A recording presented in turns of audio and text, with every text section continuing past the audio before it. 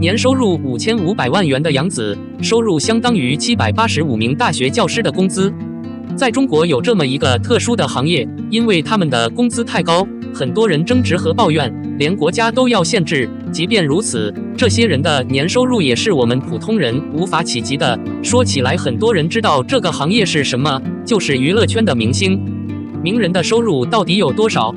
比如单2019年，演员杨紫的年收入就超过了5500万。可能大家对这个数字并没有特别的概念，笔者在这里给大家换算一下，杨紫的年收入大约785名大学老师。这么说并不是推论，笔者自己认识2个导师，在大学教书，基础教育是研究生，一个是博士。即便如此，他们的工资也不高。以一个普通的大学老师为例，固定月薪在1万左右，扣除所有福利、五险一金等等，每个人每个月拿到的工资只有5000到6000左右，简单换算1年也只有7万、8万的收入。一个杨紫约等于785个大学老师，这样的收入比，难怪00后们挤破脑袋也想当网红出名，但公选未必就对了。高明星的收入，归根结底还是薪酬结构不合理、缺乏监管造成的一句话。杨紫的收入虽然顶得住700老师，但她的贡献肯定没有老师大。当然，不仅杨紫，娱乐圈的艺人高片酬是普遍现象，而且大部分都拿到了收入和自己的努力不成正比。有人说，明星拍戏不是一种享受，你知道有多危险吗？问号，你知道背台词有多难吗？你知道冬天穿 T 恤是什么感觉吗？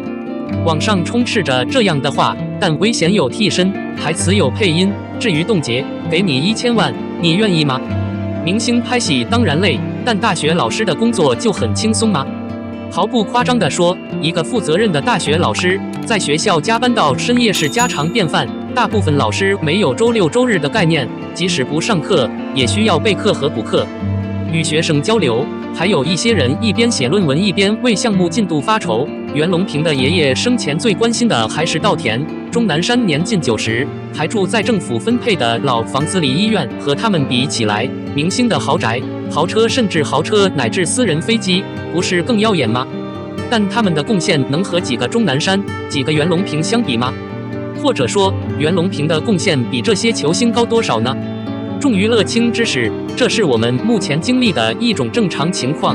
那些研究科技、医学知识多年的人，往往的不到重视，连薪水都难以维持生活。但当他们真的遇到了困难，是这些医学家脱颖而出，但明星们却隐藏了他们的成就和名声。02庆余年第2季开拍，张若昀背男主肖战，角色换成他。100亿流量古装剧《庆余年》在2019年播出时反响很大，男主张若昀立马1跃成为第1人。虽然第2季已经确定开拍，但是延迟开播，让不少粉丝着急。如今开机前，《庆余年》第2季预购量已突破60万。横店影视城娱乐频道官方微博写道：“很快，我好像领疯了。”确定《庆余年2》即将开播，不少影迷也非常期待能够重现第1季的原班人马，直呼非常期待。早在2022年11月上旬，《庆余年》官方微博就表示即将开拍，并且还发布了新版剧照。张若昀还转发了微博宣传，不少人都以为开拍在即，但因为剧本和演员的原因，开机时间一再推迟，以至于播出时间相差甚远。第2季即将开拍，传闻女主李沁将与王一博合作《光明路》，而肖战归是顶级男神，对剧本非常挑剔。外界猜测2是不会继续演出，所以粉丝希望原班人马重现的愿望很有可能无法实现。豆瓣目前可以查到《庆余年》第2季的演出信息，由张若昀、李沁、吴刚、田雨主演，将于2024年播出。外界最关心的是老戏骨是否陈道明在演庆帝。之前就有粉丝迫不及待在社交平台上询问陈道明身边的工作人员是否要演出，对方回应不演戏，于是那众多铁粉直接崩溃了，高呼不能接受庆帝就是陈道明。自从去年《庆余年》官博宣布第2季开播后，发布的海报中只有男主张若昀，外界也猜测这可能是在暗示第2季的主要演员将是洗牌的，除了张若昀。毕竟3年过去了，很多演员与当时的情况相比，众多艺人的进步是独一无二的。比如肖战，此前已经摇身一变成为顶级男神，一时间的出众程度堪称绝无仅有，演严冰云做配角的可能性微乎其微。95后艺人周雨超取代了肖战。虽然观察多年的第2部还没有正式爆出编排，但主要可以确定的是，艺人张若昀无论如何都会在下一季露面。去年咨询他的时候，他发现自己留下了一个观察多年的时间表，结果很多优秀的作品都被拒绝了。两方的配合非常融洽，目前已经为开局悬而未决。从目前的情况来看，首发阵容无法重现是必然的结局，但守望不止作为年度大 IP， 应该会吸引众多大咖趋之若鹜。网友认为加入新鲜血液可以为观察不止带来各种闪光点，我认为下一季可以再出一波穿搭秀的巅峰之作。03芒果 TV 爆料肖战在群里被表扬，为真男人，有魅力的男人喝彩，可以当晚餐吃。近日，芒果 TV 曝光了肖战在《阳光与我》组中发生的一件趣事。肖战在团队中受到阿谀奉承，称赞肖战是一个真正有魅力的男人，高大的皮肤，完美的标准。值得关注的是，艺人表示自己从不追星，看到肖战后动摇了。肖战完全可以靠颜值吃饭，他却没有。芒果天井发文称，黎明与我聚会艺人肖战走近，真正的人有颜值，精致脸蛋，高挑皮囊。不久之后，权威分享了剧团艺人的完结评价，大体暗示肖战离他很近的舞池是我自养康以来最非凡的活动。10或初见。根据粉丝们的反应，大家都投来了渴望的目光。能见到肖战是一件异常奢侈的事情，不敢想象能和肖战近距离打迪斯科。我在幻想中不敢这样想。另一方面，不管是认识肖战的艺人还是工作人员，一般都是无论如何都对肖战献媚。这些照片足够令人惊叹，真实的人要完美得多。说白了，喜欢肖战、吹捧肖战的颜值，并不代表肖战是靠自己的搜索来吃饭的，不是天马行空的。再次，媒体上不乏吸引人的优秀符号，更重要的是要表现出他们的团结，大戏大展，否则短时间内就会被消灭。肖战创作了无数年，堪称典范的作品数不胜数，足以说明他是一派强者，值得期待接下来的精彩表现。肖战前途无量，他的新年心愿就是想见肖战，无论如何要短暂的见一面。与肖战解约后，成交比例下降89%。网友：真钱你就知道了。坦白说，小新有些猛，不仔细看也不知道是怎么回事。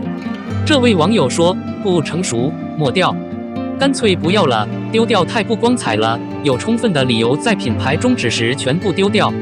好精！网友：你来晚了，其实看看发帖时间。对于小新 ，YSL 主动得出了结论，有充分的理由再见一面好吗？ Ondoing 只是一个需要防雷的品牌，有敲诈勒索的背景。至于是否好，要看旁观者看利他，看有识之士看精明。你的可敬和小新的好很可能不等同于公平。沿着这些思路，我们应该互相讨论。最后，小新或许想谈谈他对品牌合作失效后放弃的想法。每一次机会当品牌参与失效时，请放弃整个舞台加放弃报名加不再使用，都会附上几句话：合作非常精彩，我会得到的在。小在刚刚检查他并认为呵呵。小新的想法很好，就是我在安排过程中诚实的努力帮助他，而不是在合作中只是利用一些所谓的可敬的人来背叛他的商业价值。调查一下肖战合作过的品牌的业务流水账，去年双11成交22.9万笔，同比下滑89%。促销办公室对项目交易减少的澄清，信息很清楚，原因很清楚。目前的购买者非常理性。有没有生意自尊？生意量会说话，真金白银自知。要知道，你花的每一块钱都会被品牌广告部门记账，会体现在机构年报的信息概要里，会体现在财务报告里，会体现在市场对公司的影响上。各种发言人，归根结底，假设包销终止，而粉丝们继续支持，品牌会怀疑吗？如果您不为协议充值，您可以获得支持。完成下一年的文书工作重要吗？小新承认聚在一起，好好聚在一起才是最理想的和善方式。问问自己，你会说你是谁的粉丝？品牌的还是肖战的？有些人可能会说这太无情了吧？然而，社会就是这样。品牌合作终止后，如果没有调整名气，品牌方只会认为肖战粉变成了品牌粉。这些信息将表明肖战的商业价值正在下降和衰弱。品牌失效后，悄悄放下所有顾虑，这才是粉丝应该有的约定和推断的理解。给经销商面子，却成了别人的买卖。对于这种愚蠢行为，一次就够了。维护肖战的商业尊严是最重要的，你明白了吗？